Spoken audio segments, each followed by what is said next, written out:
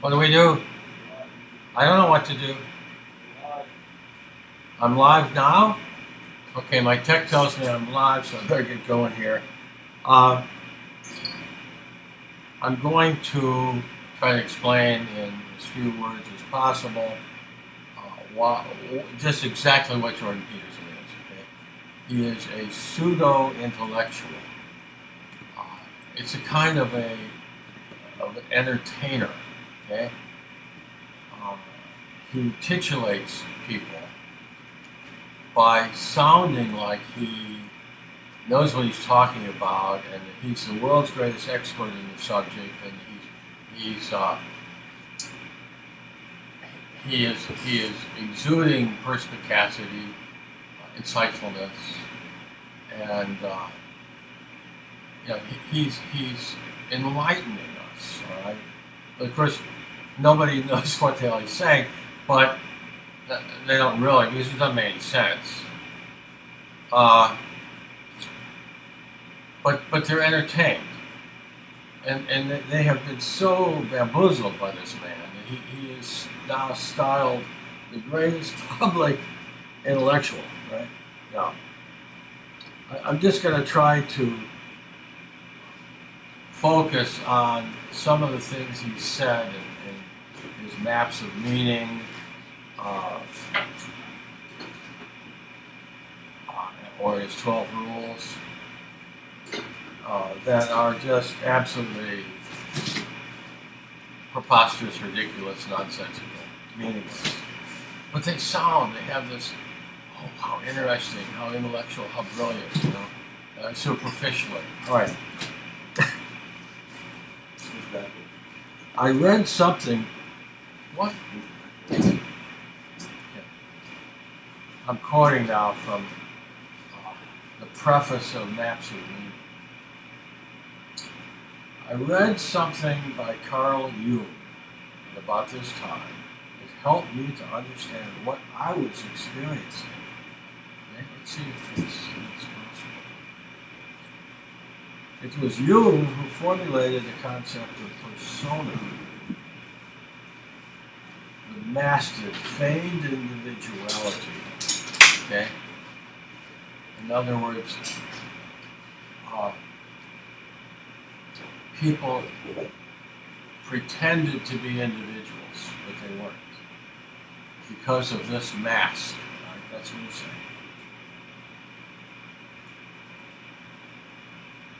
Adoption of such a mask, according to you, allowed each of us to believe that we were authentic.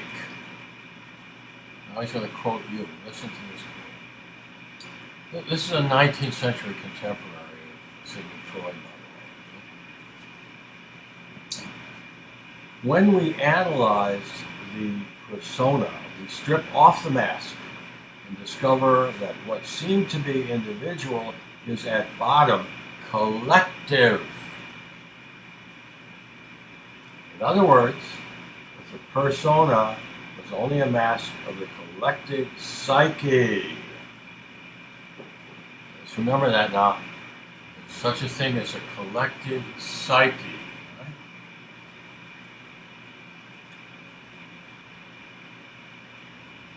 Fundamentally, the persona is nothing real. It is a compromise between individual and society as to what a man should appear to be. He takes a name or it's a title, exercises a function. He is this or that. In a certain sense, all this is real. Yet in relation to the essential individuality of the person concerned, it is only a secondary reality. All right? I can't see anything. Tech, just keep going. I'm sorry. Oh, God. Okay, listen to this sentence. In a certain sense, all this is real, yet in relation to the essential individuality of the person concerned, it is only a secondary reality. Secondary reality. A compromise formation in making which others often have a greater share than he. The persona is a semblance, a two-dimensional reality, to give it a nickname. No. This is Jordan Peterson's comment. Despite my verbal facility, I was not real. I found this painful to admit. This is all nonsense to a 20th century man. Okay?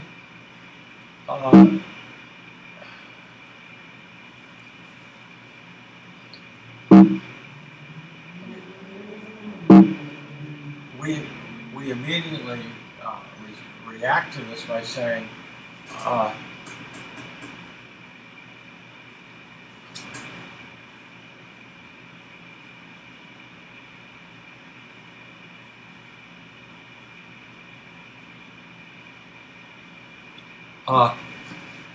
collective psyche, please prove to me that it exists.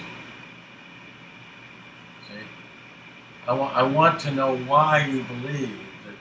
And is it in it? And is this is a metaphysical concept? Of course it is. See, we're not used to metaphysical concepts today. Jordan Peterson is, but he's an outlier. He's an anomaly in today's world. See, let's go back to Freud and Jung in the 19th century, and you might want to read a little bit of Julius Evola's Attack on the Modern World. Okay, you can put the book of the Attack on the Modern World of Evola up.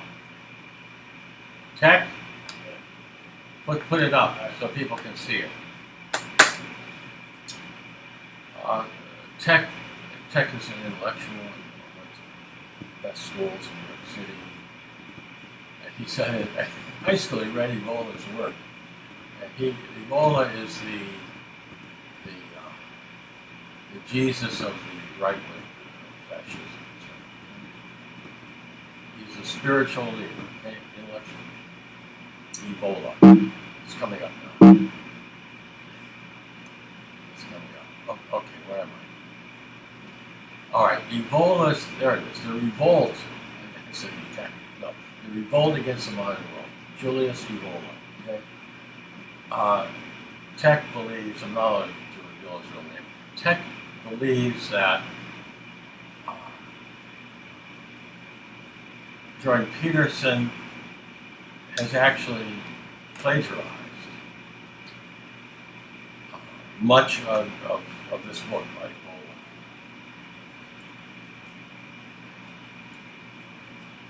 You know, I don't care. I mean, this is not interesting to me. Tech thinks it's fascinating. The guy is very interesting. The guy is also a plagiarist. I'm more interested in knowing if there is any content to Jordan Peterson's ideas. If there's any real content, as he likes to say, meaning. Okay.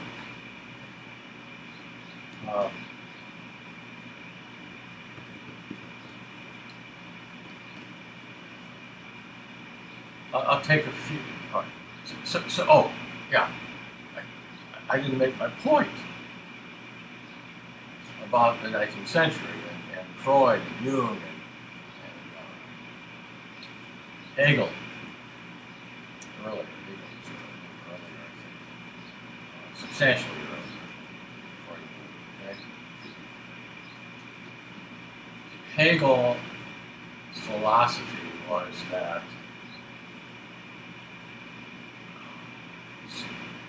the world was spirit, and that all phenomena evolved from the spirit, and so that this spirit, this metaphysical force, was driving history.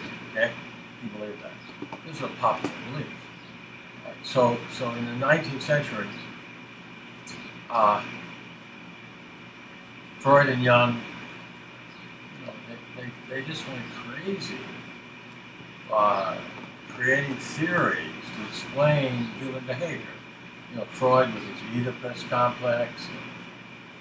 These are like fantasies. I mean, there's no way to validate them, verify they're truthfulness. But I mean, this idea of the collective, what do you call it?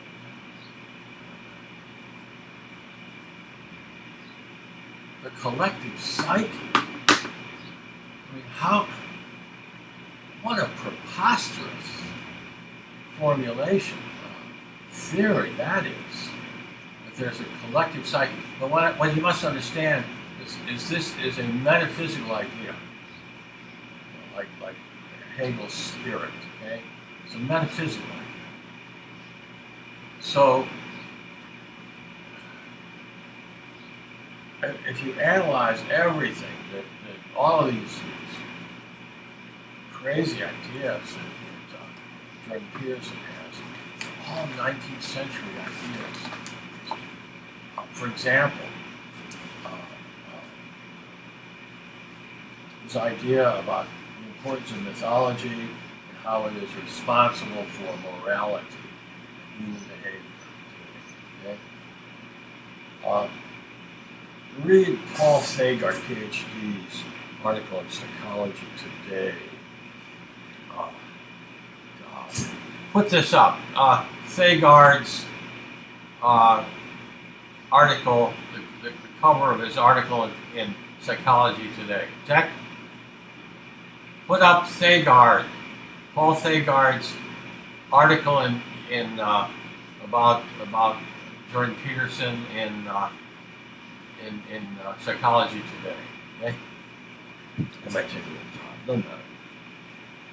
Thagard takes apart every single allegation in Maps of Meaning, okay, and debunks it. For example, the universality of mythology. He explains that there's nothing in Chinese belief systems that is in any way related to Western mythology.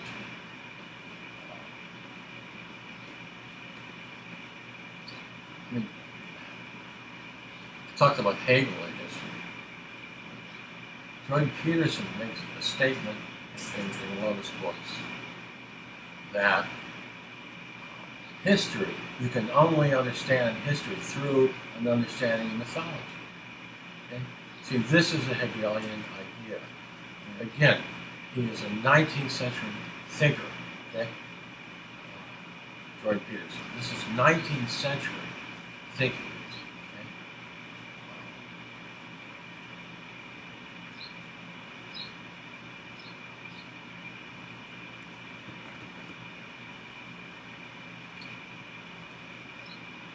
Oh, I love this. See, most of it is just jibber jabber. It sounds profound. That's what it is. It's jibber jabber that uses in a very sophisticated language. It sounds profound. Okay? I mean, in his one of his prefaces, introductions to his 12 rules, he explains that genocides result from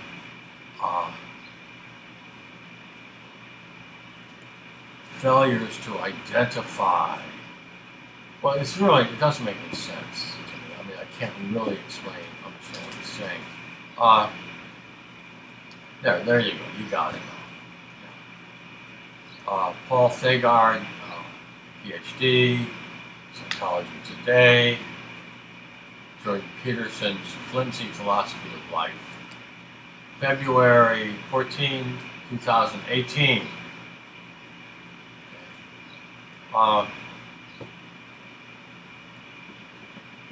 Oh, all right. So it's very hard to understand exactly what he's saying, but it sounds very profound and intelligent. And he's saying that the Holocaust and these other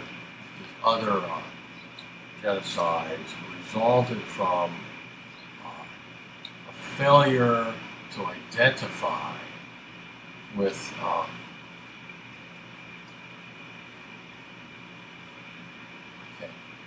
to identify the Nazis' failure to identify with the Jews. Okay?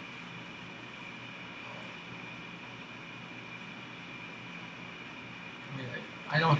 It's so preposterous, so silly. You know, I hate to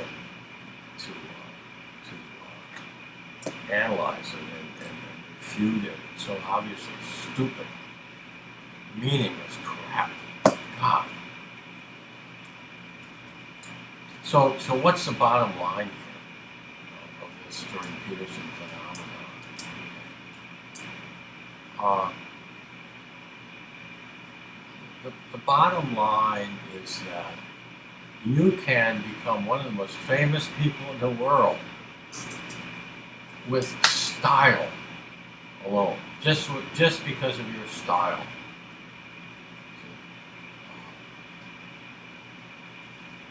It can be superficial, meaningless, stupid, crazy. It doesn't matter.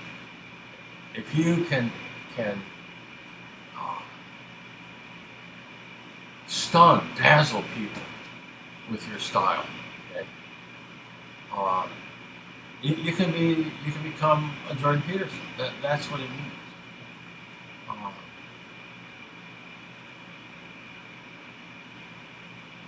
So you're able to read something.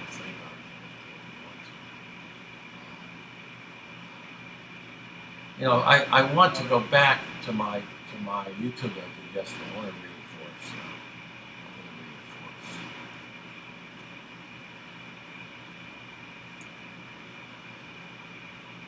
us. 12 Rules of Life. Designed to tell young people how to live their lives.